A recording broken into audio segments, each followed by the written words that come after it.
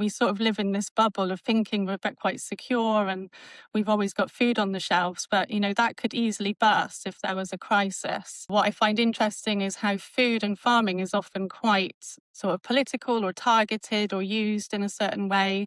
There was a lovely quote from a Palestinian farmer actually at ORFC this year who said, if you eat from your own axe digging, your thoughts will be independent and you'll be able to lead a revolution.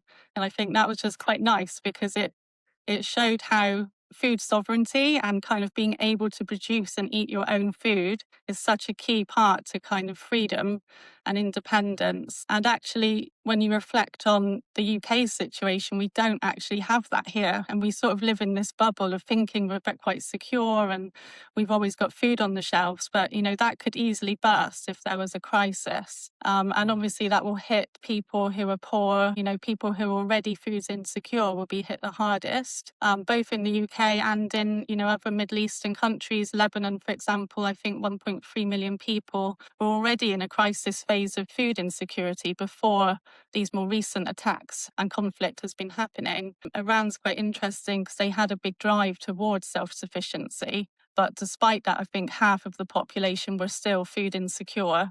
And that was obviously before this current conflict. So, yeah, we could be facing quite hard times for a lot of people in a lot of different countries.